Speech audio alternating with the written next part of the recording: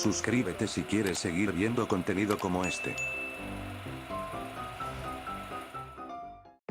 Siempre es tendencia el hecho de criticar a Disney por su forma de hacer las cosas, habiendo leyendas o polémicas contra el estudio. Lo entiendo, nadie es perfecto, pero no nos olvidemos que ninguno está libre de pecado, cada uno tiene sus fallos a la hora de hacer películas, ya sea promocionar su futuro éxito, ignorando otros proyectos, tomar decisiones cuestionables para muchos o inteligentes para otros a la hora de lanzar un nuevo estreno, o que uno de los fundadores de un estudio se meta en un embrollo. En esta ocasión, toca hablar de uno de los estudios que tuvo muy mala experiencia en las películas animadas en los años 90, la Warner Bros. Proud to present on the WB, another bad show that no one will see. Ay, necesito un trago. Buenos días, buenas tardes y buenas noches, sean bienvenidos a la guarida de Sammy. Hoy hablaré de una película muy interesante y entretenida, que fracasó en su estreno, pero que gustó al público y es recordada con cariño. Los gatos no bailan. Sin nada más que decir, comencemos.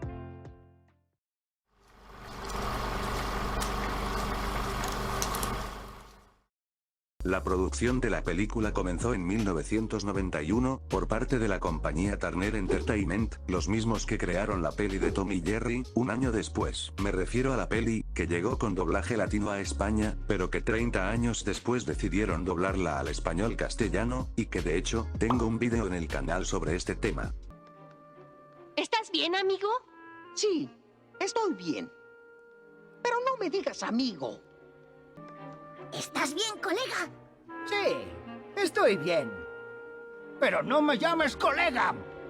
Turner fue una compañía independiente, hasta que fue absorbida por la Warner Bros. En el 96. Es por eso que en muchas páginas de internet, consideran a esta película, como una más dentro de la filmografía de la Warner Animation, junto con otros proyectos como Batman la Máscara del Fantasma, o El Día que la Tierra Explotó. Los gatos no bailan fue dirigida por Mark Dindal, quien trabajó como animador en pelis de Disney, como La Sirenita, o la versión del Príncipe y el Mendigo, protagonizada por Mickey Mouse. Esta fue su primera labor como director, pero no la última, ya que años después dirigió otros proyectos, como El Emperador y sus locuras o Chicken Little. Originalmente, el largometraje pretendía ser un híbrido entre animación y live action, como Quien engañó a Roger Rabbit, pero siendo un musical. También que Michael Jackson participase en el desarrollo, pero en el 94, se canceló todo este concepto, debido a que Michael ya no parecía estar vinculado con el proyecto. Más tarde, la producción decidió contactar al mismísimo Gene Kelly, actor y cantante, para ser consultor de la coreografía de la peli, aunque no fuese acreditado. Lamentablemente falleció un año antes del estreno, pero al menos recibió un homenaje póstumo. Uno de sus trabajos más memorables, fue la película musical Levando Anclas. Por si no sabéis cuál es la que tiene la mítica escena de Jerry bailando, que de hecho, se parodió en Padre de Familia. I'll show you. Let's do it. Good. 1, 2, 3, 4. 1, 2, 3, 4. 1, 2, 3. 1, 2, 3. La la la la la. La la la la la la. You see? It's easy. Kelly fue llamado, para que fuese de inspiración para los trabajadores sobre los musicales más antiguos en la historia del cine, ya que Los gatos no bailan, se ambienta entre los años 30 y 40 de Hollywood. Y para terminar, los números musicales, fueron escritos por el mismísimo Randy Newman, conocido por sus trabajos en Pixar y Disney. Después de hablar sobre su origen, comencemos con la peli.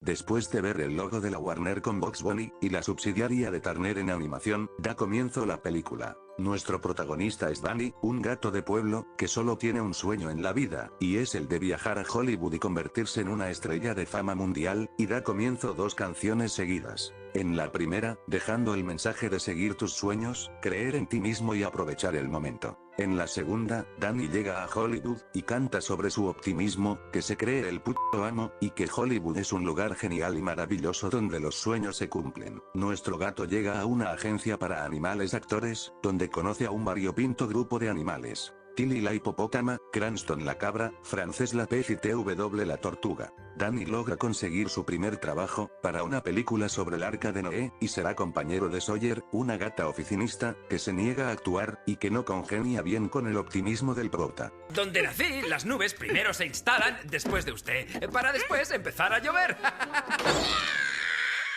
Ouch. Una vez en los estudios Mammoth, conocen a un pequeño pingüino llamado Patch, quien está maravillado por la actitud de Danny. Sin embargo, el gato se decepciona al descubrir que su participación será minúscula, y tratará de brillar lo más que pueda. La grabación comienza con la estrella de la película, la actriz infantil Darla Dimple, una niña de apariencia dulce y simpática, o eso es lo que pretende ser. Aquí hay gato encerrado. Durante el rodaje, a Danny se le ocurre la idea de improvisar para ganar atención, pero termina arruinando la grabación, y mostrando la verdadera faceta de Darla. ¡Yo soy el único adorable angelito! ¡Detesto a los animales! Después de que el colosal mayordomo de la cría, Max, intimide a Danny, se suspende todo. En la noche, todos se burlan de Danny, y Sawyer quiere ponerle los pies en el suelo y que deje de soñar de una vez, y que sea realista. Al cabo de un rato, se reencuentra con Patch, y entablan una amistad entre ellos. Los dos conocen a Wally, un elefante de avanzada edad, y que también es la mascota de los estudios. Wally explica a Danny la realidad de su mundo, que los humanos son las verdaderas estrellas, y que los animales no son más que secundarios y extras sin valor alguno. También menciona que sus compañeros, alguna vez tuvieron sueños, incluso la propia Sawyer, pero que se esfumaron tristemente. Verás, gente como tú y como yo nunca seremos estrellas. Y es absurdo pensar de otro modo, Danny. Al día siguiente, Danny se marca una improvisación musical con todos los animales del estudio, para subir el ánimo, y cuando digo todos, me refiero a todos, ya que Danny tiene el objetivo de convencer al jefazo de los estudios, para que dejen a los animales actuar con más protagonismo. Estás soñando, Danny. Es posible. Pero también soñabas tú hace unos minutos. Pero, Darla escucha todo y procede a invitar a Danny a su casa, para que la idea salga bien, pero lo que el gato no sabe, es que todo ¡Es una trampa! de la pequeña demonio, ya que tiene como meta sabotear a los animales, y así arruinar su actuación, para que ella sea la única protagonista, todo explicado gracias a un número musical. Mientras que todos los animales se preparan para su actuación, con Danny convenciendo a Sawyer de participar, el jefe de los estudios, L.B. Mammoth, se encontraba en una rueda de prensa, hablando de que su éxito se debe a su estrella Darla, describiéndola como un angelito. Pero el supuesto angelito y su mayordomo Max, preparan el sabotaje, inundando el plató y más tarde, arrasando todo el estudio en el proceso.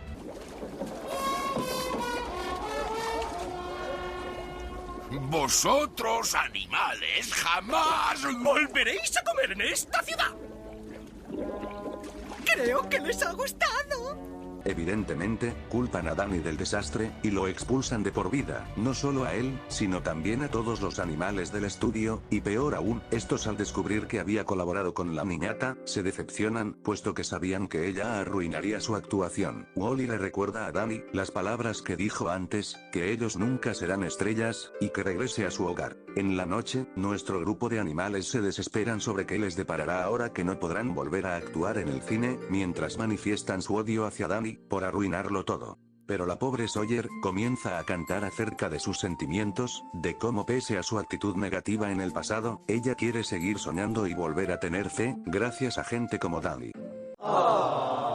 Tilly, quien había escuchado toda la canción, motiva a Sawyer para que encuentre a su amado en la parada del bus, pero ya es demasiado tarde, Danny ya se había marchado.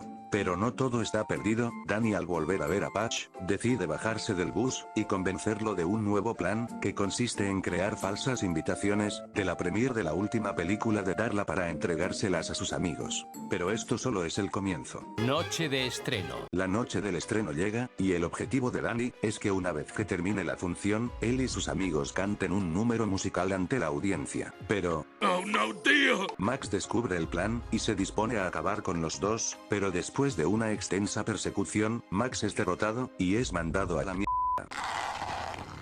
¿Cómo hace el gatito? ¿Miau? ¿Eh? Muy bien. Patch le comunica a Danny que la película ha acabado y que deben ponerse en marcha. Justo cuando todo el público se disponía a irse, Danny anuncia que hará un número musical con sus colegas, solo para sentirse defraudado de que sus amigos se hayan ido, pero Sawyer aparece entre bambalinas con todo el grupo, y Danny se marca un discurso motivador a sus compañeros. Os han maldecido, os han humillado, os han dado con la puerta en las narices. no os han hecho olvidar. ¿Verdad que no? Con la moral por las nubes, los chicos se marcan un tremendo numerito musical, donde reflejan que no tienen miedo a expresarse y que nada los detiene, y todo mientras Darla trata de arruinar el espectáculo de mil formas sin éxito. Cuando la canción termina, todo el público aplaude con emoción, hasta que la niña malcriada entra en escena, y gracias al karma divino, confiesa indirectamente ser la responsable de inundar los estudios, y recibiendo su castigo. La película termina, con los animales recibiendo finalmente su reconocimiento, mientras se muestran pósters de películas de la Warner, pero con los protagonistas. Y como no tengo nada mejor que hacer, vamos a comparar los pósters con los originales. Cantando bajo la lluvia, Casablanca, La Máscara, Las Tortugas Ninja, Las Brujas de Eastwick, Dos Viejos Gruñones, Superman, Beetlejuice, Twister, Batman y Robin, y Liberada Willy. Todo termina con Darla siendo conserje, seguido de la dedicatoria de Jim Kelly, que mencionamos anteriormente. Ahora pasamos con el doblaje castellano de la película.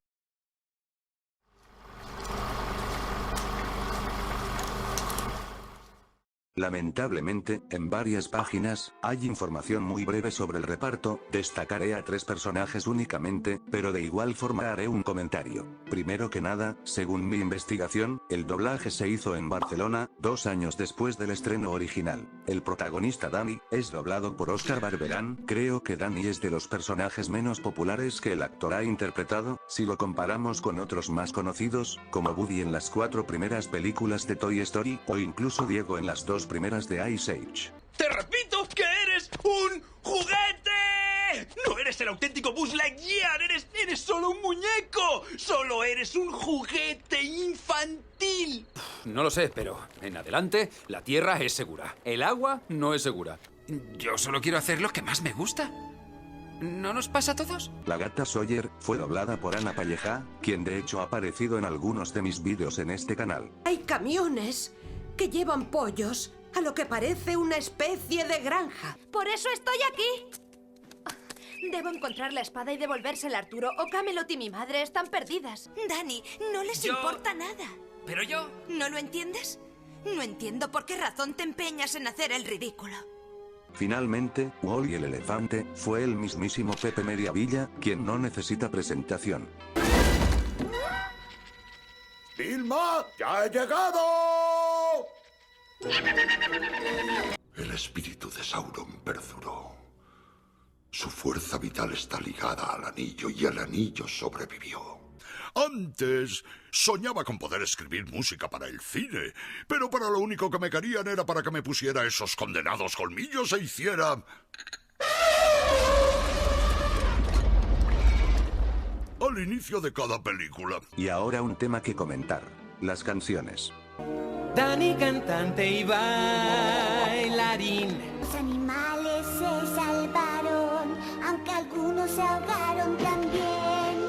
Así es, las canciones están en español latino, el motivo es desconocido. Al parecer, la distribuidora española tomó la extraña decisión de doblar solo los diálogos en castellano y dejar los números musicales en latino. No sería la última vez, recordemos el caso de los teleñecos en Cuento de Navidad.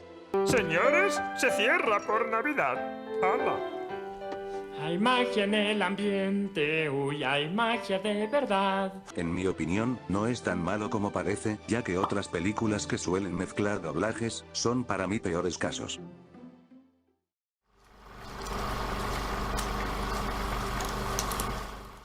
Voy a ser totalmente sincero, esta película no me parecía la gran cosa. ¡Blasfemia! No me malinterpretéis, me gusta la peli, lo que quiero decir es que, en comparación con otras películas de la Warner de los años 90, como El Gigante de Hierro, o La Espada Mágica, esta peli, para mí fue aceptable. Una buena forma de describirlo, sería con este meme. I mean, it's alright, like...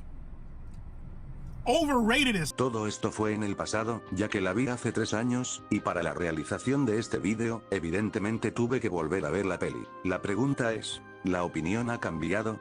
más o menos. Antes pensaba que Los gatos no bailan solo era una película del montón, sobrevalorada, ahora me doy cuenta, que me equivoqué, no es una película más, es una carta de amor a la época dorada de Hollywood, con muchas referencias al cine y a las películas clásicas que muchos lograrán identificar si dan una oportunidad para ver, pero también hay puntos a tener en cuenta, por ejemplo, algunos personajes son un poco olvidables, destacando porque recaen en arquetipos, el gruñón, la dulce, la diva, y el miedoso, quien creo que es el único con algo interesante, por su obsesión con las galletas de la fortuna, una forma para expresar su inseguridad. Sin embargo, hay un animal que sí me agradó, y ese es el pingüino Patch, me gustó mucho el personaje, es dulce y carismático, siempre acompañando a Danny. Además, los pingüinos molan, eso o simplemente me gustó el personaje, me recuerda a otros pingüinos, como el del pájaro loco, o el de los cortos de los Looney Tunes. Las canciones, algunas son buenas, y otras no tanto, recomiendo no solo escucharlas en español, también en versión original. Sin embargo, a pesar de las buenas críticas de su momento, Los gatos no bailan, fue un estrepitoso fracaso en taquilla.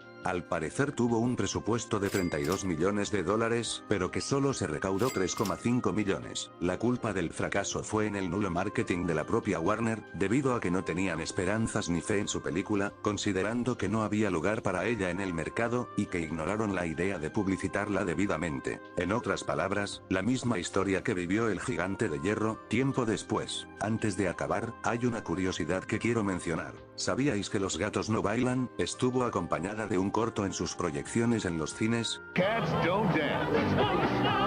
Plus, a new cartoon from Chuck Jones. Pulitzer Prize. Only with Cats Don't Dance. Así es, hablo del cortometraje, Pulitzer Prize, o según la página de IMDb, Gallina Sorpresa, un corto de los Looney Tunes, protagonizado por el gallo Claudio, en donde debe evitar a toda costa que Pete el Puma secuestre a sus gallinas. Como fan de los Looney Tunes, era mi obligación mencionarlo, sobre todo con el próximo estreno de Coyote vs. Acme. Para terminar, solo me queda decir que sin importar mis quejas, recomiendo ver esta película, tanto en castellano, como en inglés o latino de paso, merece mucho la pena, y aunque no la considere una obra maestra como muchos dicen, es una peli que merece algo de reconocimiento para que no sea olvidada. De hecho, incluso invito a ver el cortometraje animado del gallo Claudio. Mi calificación final es 7.9. Espero que el vídeo os haya gustado, dar like, suscribiros, comentad si queréis más vídeos de este tipo y compartirlo. Se despide Sammy desde su guarida, buenos días, buenas tardes y buenas noches.